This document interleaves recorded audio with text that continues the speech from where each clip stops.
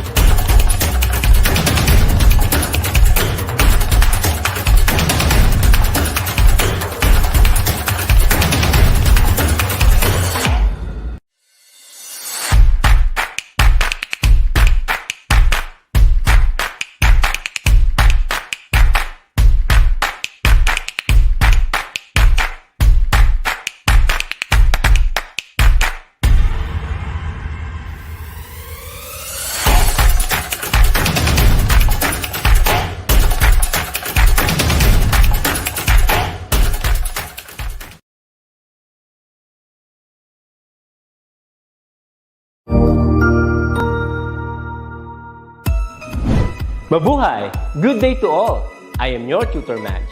Welcome to ETUlay, a free online tutorial, an initiative of the Department of Education, Information and Communications Technology Service, Educational Technology Unit, ICTS EdTech.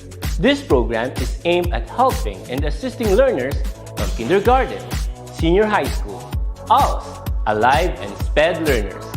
Aside from answering the modules, the ETUlay is offering programs which you will surely look forward to. Together with our parents and teachers, the ETUlay will bridge the gaps where difficulty and ease meet in learning new knowledge and skills. So, let us prepare our modules, pen and paper. Ready your mind to see and hear worthwhile and interesting lessons. Let us now study and learn, together with our volunteer online tutors. Tara na!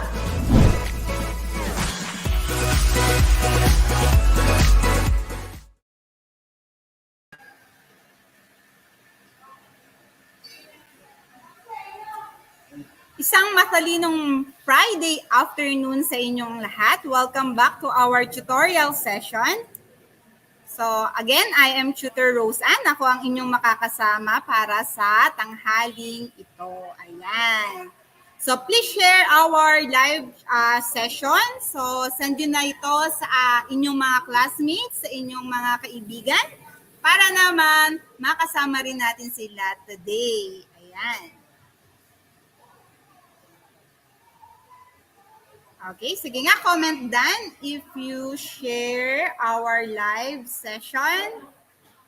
Okay, so bago, habang bumabati ako sa inyo, kumuha na rin kayo ng inyong papel, ruler, protractor, at compass para naman masabayan nyo ako sa ating activities today. So shout out muna sa ating mga kasama, kina Kerubin Villamor. Okay, watching from Novaliches High School. Ayan, kila Alexandra Patrica from SDO Pampanga. Aliana Munsayak. Okay, SDO Malabon. Andyan din sila Samantha Blasi. Ayan, sabi, happy learnings everyone. Ayan, binabati din kayo ni Samantha Blasi. Watching from SDO Caloocan. Andyan din sila Carlo Miguel Malonzo. Ayan. So ulitin ko ha. Kuha na kayo ng papel, ng ruler, ng protractor. At kung may compass din kayo ay maganda rin. So para makasabay kayo sa ating activities ngayon. So andyan din si, Corace ba to? O Corace Ann ba yan? Corace Ann Bernal o Corace Bernal? Okay, watching from Baruya High School, SDO Pampanga. Ayan, si Jesseline Ehe. Watching from SDO Camarines Sur. Ayan, Dennis Barongan. Good afternoon po, tutor. Good afternoon din sa'yo, Dennis. Ayan, Jercel. Watching from SDO Caloocan, Lano High School. Okay, at sa iba pa nating mga kasama. Andyan din si Kurt Ian Mercado. Ayan, good afternoon. So, na-share nyo na ba ang ating live? Ayan, paki-share ang ating live para marami tayong viewers, marami tayong makasama ngayong tanghaling ito. Okay, ngayon ay nasa week 4 na tayo ng quarter 3 at ang ating lesson for today, geometric construction, bisectors, perpendicular lines, and parallel lines. Ayan, done na daw, sabi ni Ann Bernal. Ann Bernal na lang para sigurado yung pronunciation natin. Okay, sabi ni Emily Lota, pa-shout out na rin. Watching from Gabao National High School. Okay. Si Altea Iglesia, nandyan din. SDO Camarines Sur. Good afternoon.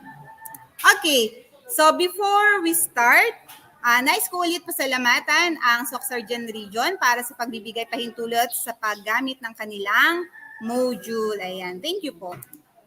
Okay. Our objectives for today. First is to identify the Euclidean tools. Second, use a compass, a straight edge, to bisect line segments and angles and construct perpendiculars and parallels. Ayan. So, for today tayo ay gagamit ng mga tools. Okay? So, sana meron din kayong tools sa inyong tabi ngayon. And third is copy segments and angles using Euclidean tools. Okay, so mamaya i-discuss natin yung Euclidean tools. Okay, so let's try this first.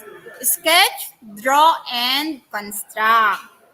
Okay, are you ready? Ready na ba kayo mga grade 7 learners? Okay. So first, sketch a triangle with two equal sides. Do not use any geometry tool. So, ibig sabihin, freehand lang ang gagamitin nyo. Sige nga, try nyo nga, no? Kung meron na kayong gamit sa inyong tabi, try nyo nga mag-sketch ng dalawang triangle na may equal sides daw. May two equal sides. Okay, sige nga, comment down if you're if you're done doing the first instruction. Good afternoon din, Ramiel Reyes and Aaron Dashan. Okay, ready na daw si Alriza Gaza. Okay, so si Renz ay done na. Okay, so natapos niya na yung first instruction. Second, draw a triangle with two equal sides.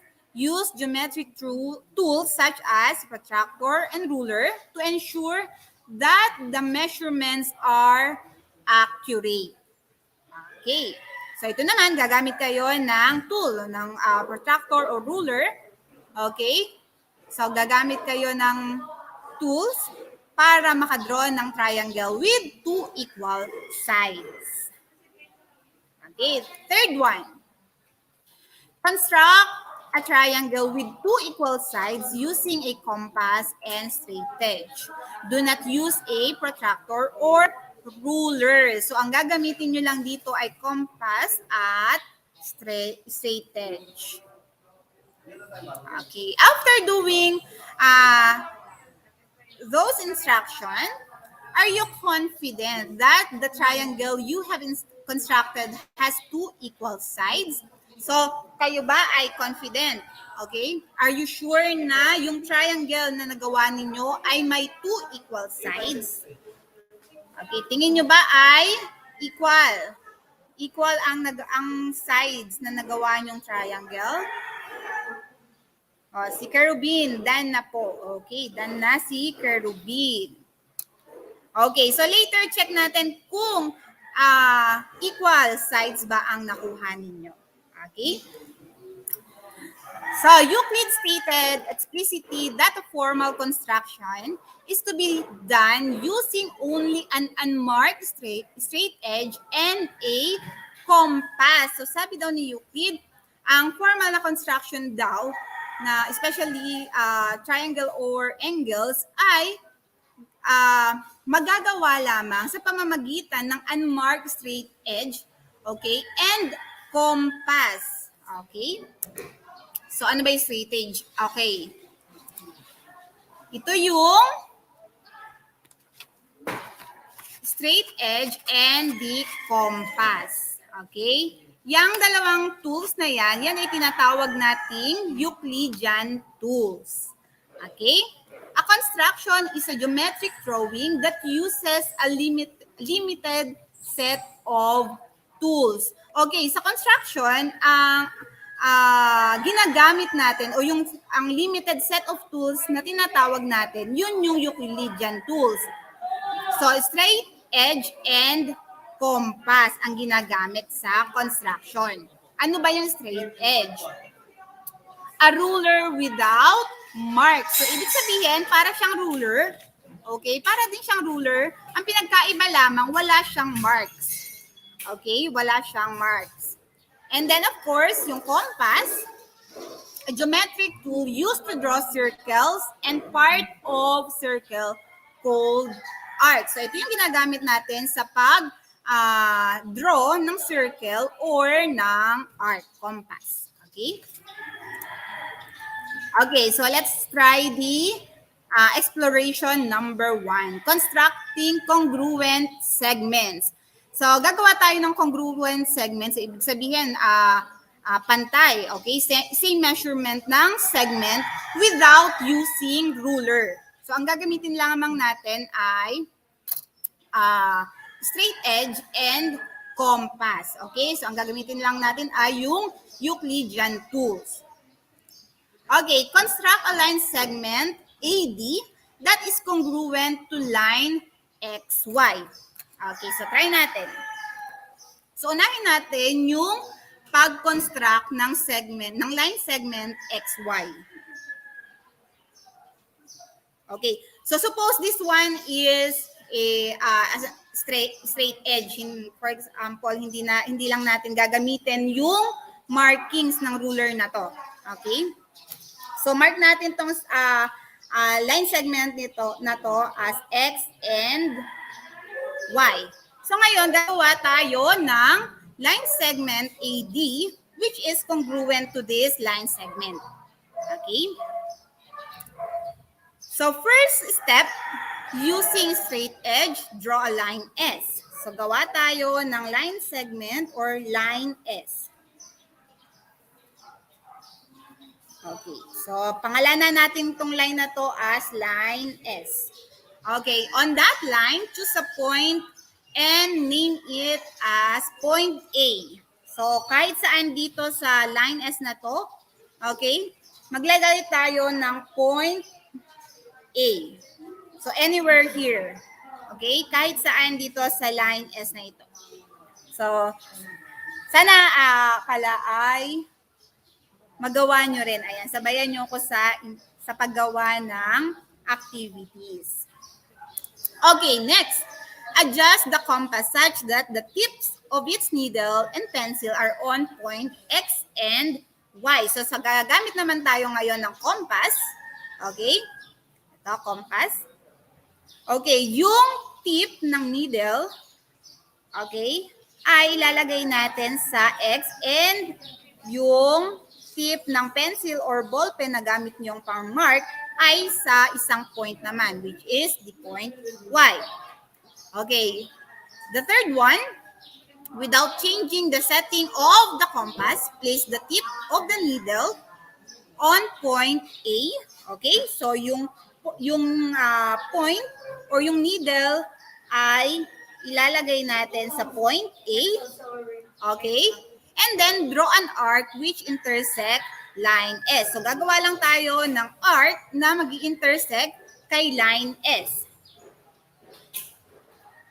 Okay. And name that point as point D. Okay? Now, after that, ibig sabihin nito, itong measurement ng line segment XY at ang measurement ng line segment AD na to ay congruent. Okay? Therefore, line segment XY is congruent to line segment AD. Okay? So without using or without knowing the measurement or the length of this line segment XY, okay, nakagawa tayo ng another line segment na congruent, okay? Okay, ibig sabihin same measurement as line segment XY. Okay? Next. Sige nga, tignan natin kung sino-sino yung mga gumawa ng exploration number 1. So, sa ating DepEd ETUlay FB group, okay, magpo-post ako doon and then i-comment nyo doon yung inyong mga nagawang sa activity natin. So, pipicturean nyo lang yung activity nyo and then po-post nyo doon. Okay? So, name that as exploration number 1, constructing congruent segments. Okay? Next. Okay, another one.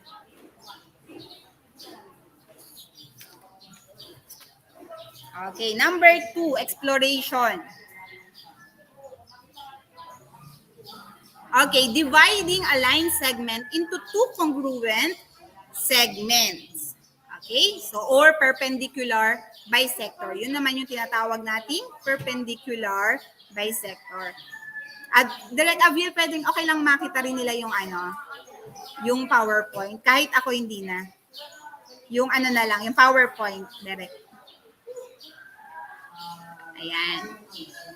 Okay, thank you po. So again, exploration number 2, dividing a line segment into 2 congruent segment or perpendicular bisector. Okay, construct the bisector of LN. Step 1, construct any line segment LN. Okay, so gawa lang tayo ng line segment LN. Okay. So, line segment LN.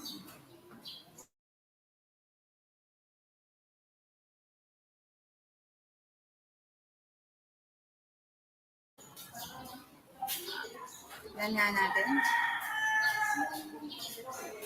Sabi ni Kerubin, naging congruent sila dahil sa ginamit ang measure ni line XY using compass po. Very good. Tama naman yun. Paki-comment lang kung medyo naglalag ako. Okay. So, we're done with the step 1, construct any line segment LN. Okay, next. Second step, set the compass such that the opening is slightly more than half of the length of LN. So, ibig sabihin, set natin yung ating compass, okay, na medyo mas malaki ng kaunti sa half ng line segment LN. So, approximately lang yun.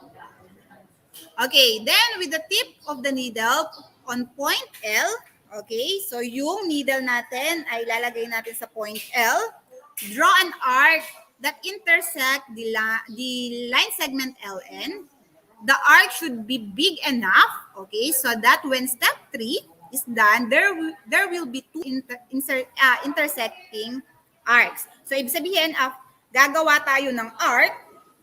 Okay, again, yung needle ng ating compass, ilalagay natin sa point L, and then gagawa tayo ng arc na mag-i-intersect kay line segment LN. So, make sure na medyo malaki yung arc na gagawin ninyo para sa step 3, magkakaroon tayo ng two intersecting arcs. Okay?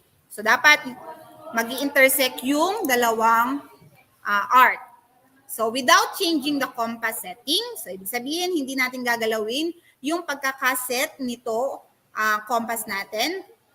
Place the tip of the needle on point N. So, yung needle naman natin ng compass ay lalagay naman natin sa point N and draw another intersecting, another arc. Okay, that intersects also the line segment LN.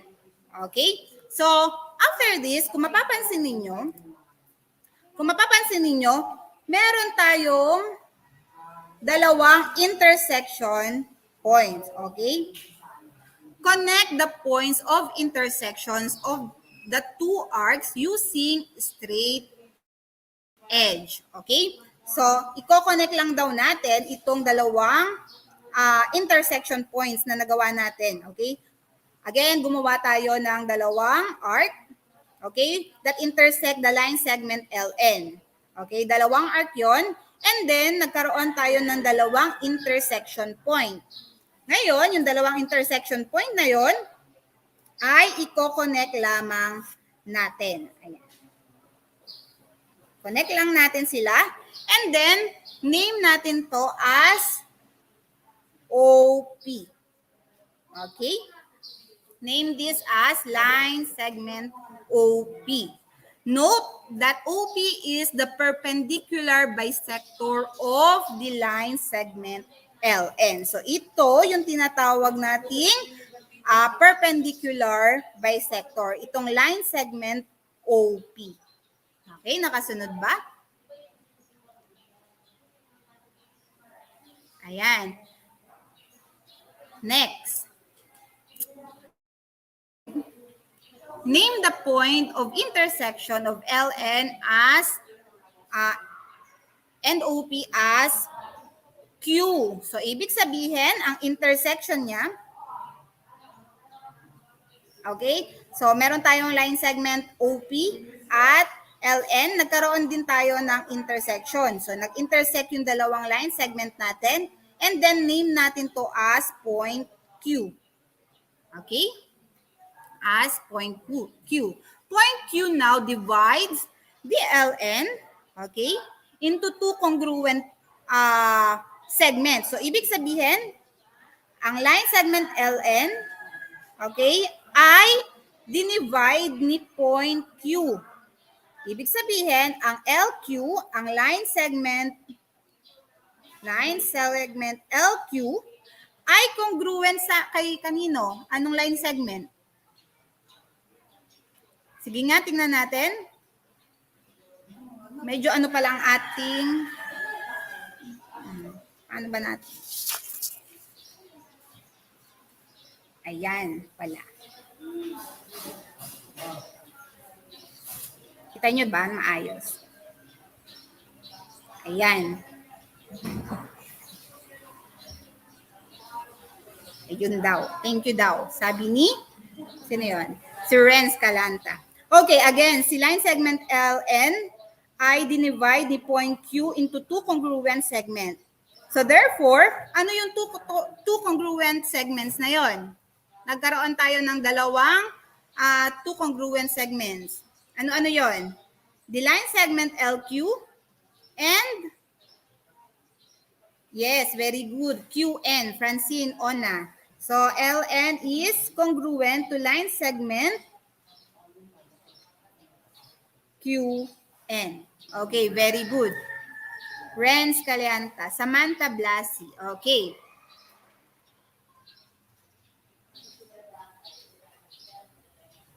Okay, point Q is the bisector or midpoint. Okay, tinatawag natin midpoint of line segment LN. Okay. Next, let's have the perpendicular lines. Okay, ano ba yung tinatawag nating perpendicular lines? Okay, sandali. Wait natin yung ating screen na makita yung ating PowerPoint. Ayan, thank you po. Perpendicular lines are two lines that intersect to form right angles. Okay, so the symbol used, okay, itong symbol na to, this one is read as is perpendicular to.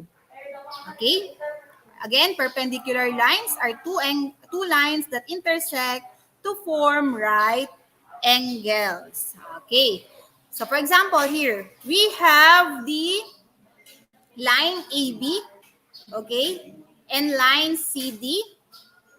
Okay, line AB and line CD na nag-intersect at point O. Okay, midpoint ni CD, ni line CD is the point O, and also the line AB at point O. So therefore, line AB is perpendicular to line CD at point O. Okay? So ito yung kanilang intersection, point O. And then, of course, perpendicular lines, okay, perpendicular lines, nakaka-form sila ng right angles. So when we say right angles, it measures, anong measurement ng right angles? What's the measurement of right angles? Okay? Sabi ni Karubi, nagtagpo ang line CD and line AB. Kaya nakabuo ng perpendicular line at nakabuo ng point O po. Okay. Si Renz Calianta, 90 degrees. Okay, yes. So when we say right angles, it measures 90 degrees. Okay.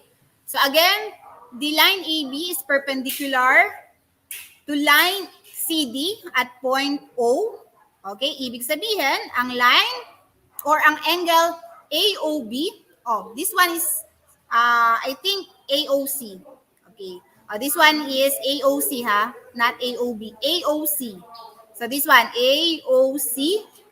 Okay, and then the angle AOD, DOB, and angle COB are right angles. So lahat itong apat na angles natin ay right angles. Okay? So same as with our exploration number 2. So nakagawa tayo ng perpendicular lines. So ibig sabihin, ang mga angles na na-form dito ay right angles. So 90 degrees lahat ng angles dito. So the angle OQL, OQN, NQP, and LQP. Okay? So they are 90 degrees. Okay? Okay, next. Perpendicular bisectors. Ano naman yung tinatawag nating perpendicular bisectors. Okay, perpendicular bisector of segment is a line, a segment, or array that is perpendicular to the given segment that is midpoint. Okay, thereby bisecting the segment into two congruent segments. Okay, so ibig sabihin,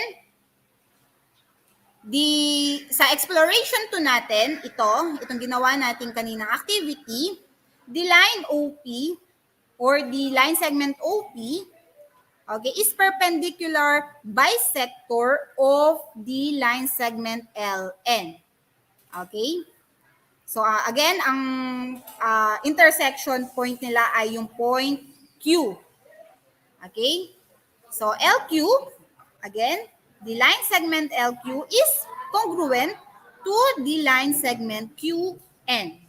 And then the angle OQ, OQL, OQN, NQP, and LQP are right angles. Okay, maliwanag ba tayo doon? Nakasunod ba? Okay, 90 degrees po. Freya Remante and Caitlin Balmes. Okay, so okay, next, let's have the exploration number 3. Okay. Kita natin ang papel natin. Okay, si Renz Calianta. Yes po, nakasunod. Opo, nakasunod po.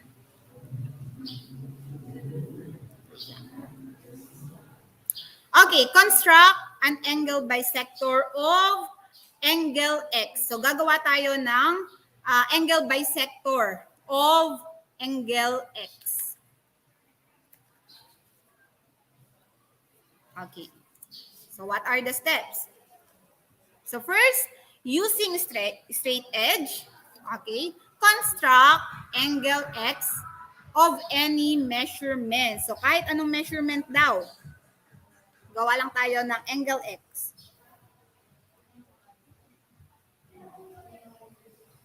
Ayan. So, kayo rin, gawa rin kayo ng angle X nyo. At any measurement, ha? So, hindi natin kailangang gumamit ng protractor. Okay, next. With the tip of the needle of the compass at the vertex X, okay? So, yung needle, yung tip ng needle natin, ilalagay natin sa point X. Draw an arc intersecting the sides of angle X at point X and at point Y and Z. So, ibig sabihin, lalagay natin yung tip ng needle natin sa point X. Okay? And then, gagawa tayo ng arc na mag-i-intersect sa dalawang sides ng angle. And then, let's point this as point, or name this point as point Y and point Z. Okay? Next. Lag ba ako? Okay, next. Step 3. Put the tip of the needle of the compass at point Z. So, sa point Z naman natin ilalagay yung point or tip ng needle natin without changing the setting of the compass. So, ibig sabihin, hindi natin gagalawin yung ating compass.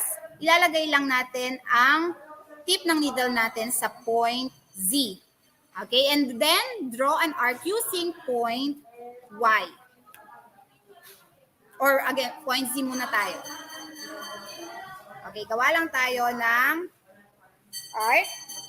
Sana pala, okay, dito natin.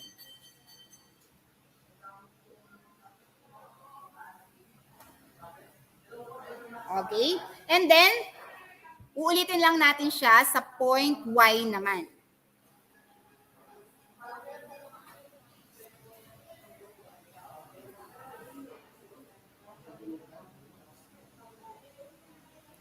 Ano ba nangyari? Okay. So, medyo magulo lang. Pero, make sure na mag-intersect yung dalawang arc na nagawa ninyo. Okay? So, make sure na i-intersect lang yung dalawang arc na ginawa nyo. And then, natin to as point W. Point W. And then, let us draw ray XW. So, ibig sabihin, yung vertex natin and the intersection point ng dalawang arc na construct natin ay i-connect lamang natin. Okay. Now, ray XW is the bisector of the angle YXZ. Okay? So, ibig sabihin, itong ray natin, itong ray XW na to, kita nyo ba? Okay? Ito yung ating bisector or angle bisector natin. So, ibig sabihin, dinivide ng bisector natin ang angle YXZ into two congruent angles. Okay? So, therefore, the angle YXW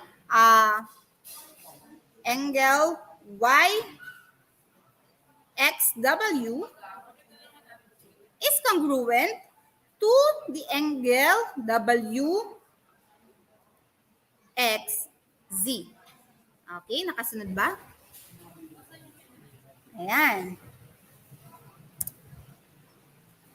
Okay, angle bisector is a ray that divides an angle into two congruent coplanar angles. Its endpoint is at the vertex of the angle. You may say that the ray or segment bisect the angle. So, ibig sabihin nga, when we say angle bisector, so dinidivide niya ang isang angle into two congruent angles. So, katulad ng ating activity na to, without using protractor, okay, so compass lamang ang ating ginamit, na-divide natin yung angle na YXZ into two congruent angles. Okay, so dito naman sa presentation, we have the angle ABC, okay? And angle bisector ray BD. Ito yung ating angle bisector. So, ibig sabihin, dinivide niya yung angle ABC into two congruent angles. So, therefore, the angle ABD, this one, ABD, is congruent to the angle DBC. Okay, this one. Itong dalawang angles na na-form natin, okay, ay congruent. Okay, next. Number 4. Constructing parallel lines. Okay, parallel lines and perpendicular lines. Okay, exploration number 4. Ayan, laging ba? Okay, the task is to construct a line parallel to a given line. Okay, so step 1, using a straight edge, draw line AB. So mag-draw lang tayo ng line AB.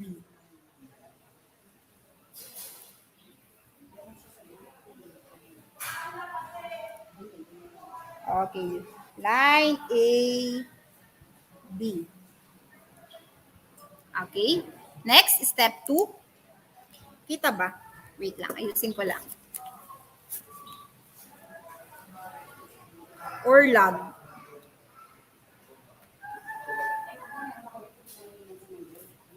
Okay. Next, draw a line M. Okay. Draw a line M intersecting line AB at point C. Okay, so ibig sabihin, gagawa lang tayo ng line na mag-i-intercept kay line AB. Okay, at any point. So yung point na yon ay pangalanan natin as C. Point C. O this one is line M.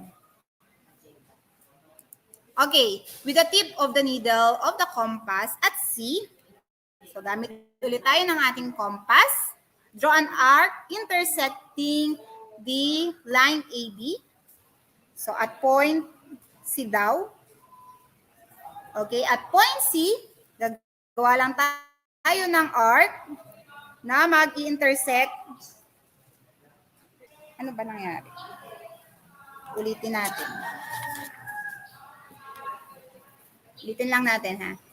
So again, line AB.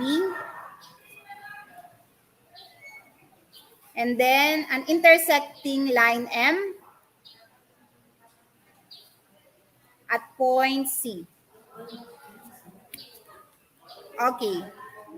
At point C. Lagyan natin point C. And then from point C, gagawa tayo ng arc intersecting the line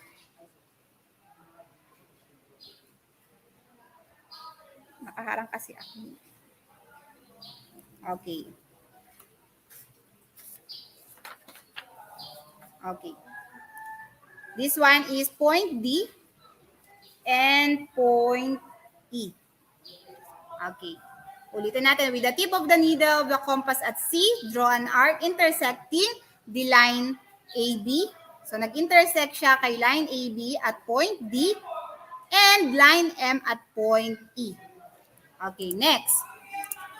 Step 4, using the same compass opening from F or point F. So, gawa tayo ng point F. Point F. Draw another arc. Okay. Intersecting line M at point G naman. Okay. So, i-extend lang natin yung line natin. Okay. At point G. Then next, open compass to the distance between E and D. So, ibig sabihin, lagay natin yung tip ng needle natin sa E and then tip of the pen sa D. Okay? And then, gagawin natin to sa G and then sa arc na to, okay, this one is the point, mark this as point H. Okay? Draw line passing through F and H. So, ibig sabihin, connect lang natin yung point F and point H.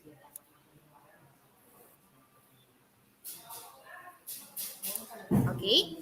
Then now, you can check using protractor if the pairs of corresponding angles are congruent. So, check nyo lang kung yung angle na nabuo nyo dito, the GFH and ECD are congruent. Okay, nakasunod ba?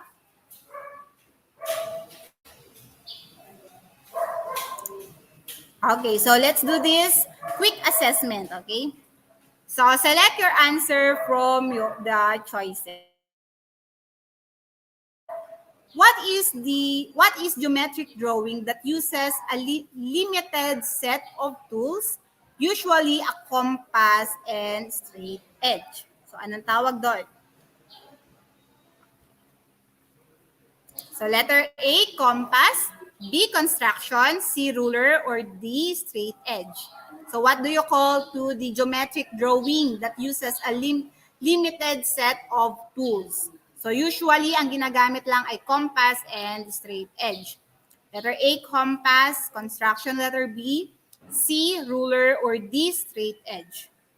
So sabi ni Samantha Blasi, number 1 is B.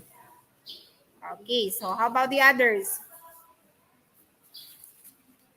Okay, so the answer is, ayan, si Jercel, sabi B, and Renz Calianta, Janet Patayon, letter B. Okay, the correct answer is, yes, letter B, construction ang tawag doon. Okay, number 2, what are the 2 Euclidean tools? So ano-ano yung Euclidean tools? Letter A, compass and ruler. B, compass and straight edge. C, ruler and protractor. And D, protractor and straight edge. So, ano yung mga Euclidean tools? Number 2. Ano-ano yung Euclidean tools natin? So, compass and ruler ba yun? Compass and straight edge? Ruler and protractor? Or the protractor and straight edge? What is the answer? Okay, so the answer for number 2, Jercel, sabi is letter B, compass and straight edge. So the answer is, okay, very good, compass and straight edge. So Princess Edma and Angel Arellano, Janet Patayon, Ramiel Reyes, and Arky Kabuhat, letter B, yes. Okay, number 3. This is a ray that divides an angle into two congruent coplanar angles. So, anong tawag dun sa ray na nagdi-divide ng angle into two congruent angles? Is it parallels? B, angle bisector, C, perpendicular lines, or D, perpendicular bisector? So, ano tawag dun sa ray na yon na nagdi-divide ng angle into two congruent coplanar angles? Number 3, what's the answer? Parallel ba yun? Angle bisector? Perpendicular lines or perpendicular bisectors? Okay, so the answer is letter B, angle bisector. Okay, so yun yung tawag dun sa ray na nagdi-divide ng angle into two congruent angles. Okay, number 4. It is a geometric drawing that uses a limited set of tools. Oh, so ito, naulit lamang yung ating question. So again, that is letter A, construction ang tawag sa geometric drawing. Ngayon. Okay, number 5. Which of the following is the Euclidean tools? Compass, letter A, B, pencil, C, protractor, or D, ruler. So, alin dito sa mga sumusunod na to yung isa sa Euclidean tools natin? So, that is, number 5 is, okay, 4 is Samantha Blasi, okay. Number 5, Renz Calianta, Ramil Reyes, A. So, the correct answer is, okay, very good, letter A. Sachi Santiago and Janet Patayon. Okay. Next, use the figure below. Okay, so tignan nyo yung figure natin dito. Okay, for number 6, so magre-refer tayo sa ating figure. If the angle BXA, so asan ba yung BXA? Angle BXA, okay, so ito yon, is congruent to angle AXC. So, congruent daw siya kay angle AXC. So, ibig sabihin ito, itong dalawang angles na to ay congruent. Which of these is the angle bisector of BXC, angle BXC? So, alin dito ang kanilang angle bisector? BXC, letter A, ray XA, B, ray XB, C, ray XC, or D, ray XE. Okay, so sabi ni Renz, letter A, number 6, ray XA. Janet Patayon, A din daw, sabi. Okay, so the correct answer is letter A. So ang kanyang angle bisector ay yung ray XA. Okay.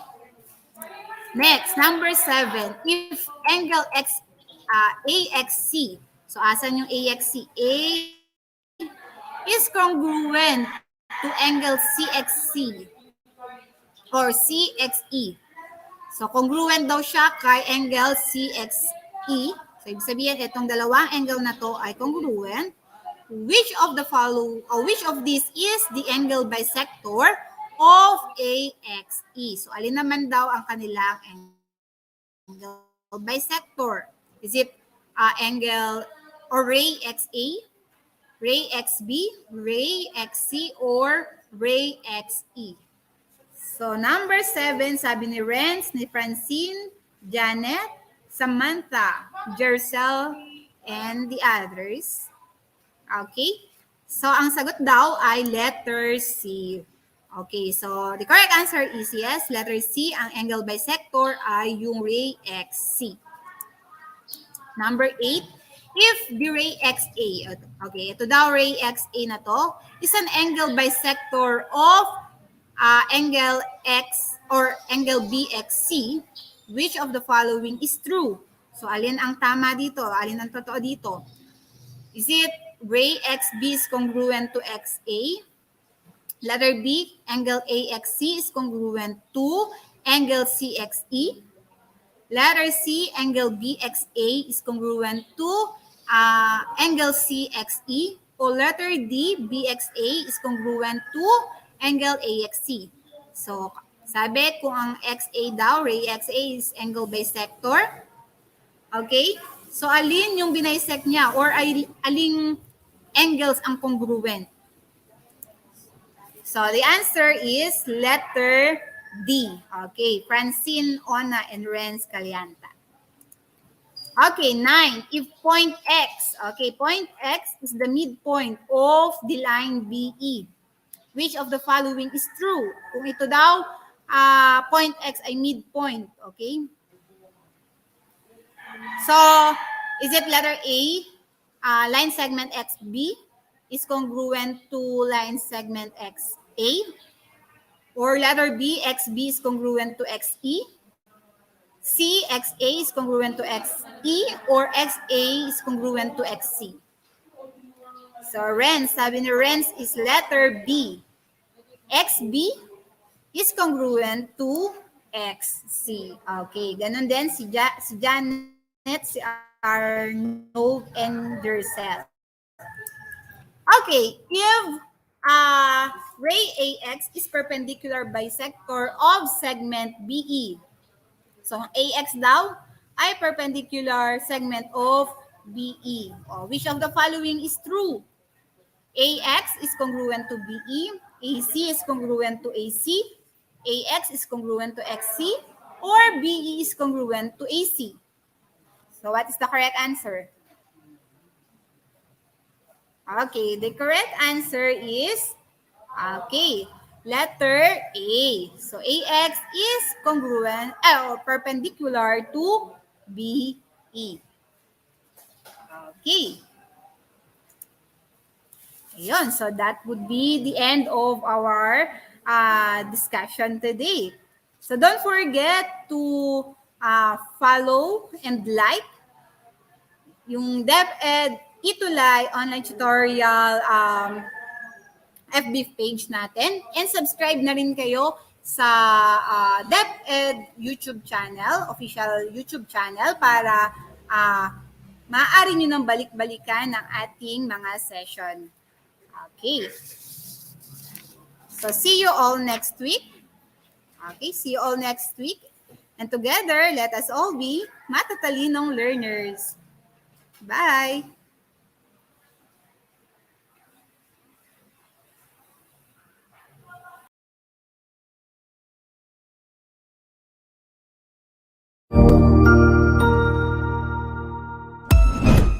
Ang husay naman! Natapos mo ang iyong tutorial session kasama ang iyong mahusay na ETUlay tutor. May bago ka bang natutuhan? I-share na yan gamit ang hashtag #ETUlayLevelUp. Huwag aalis ha, dahil may susunod pang programa na pwede mo ring panoorin at salihan. Dahil naghihintay na ang iyong mga tutors. Happy learning dito sa ETUlay!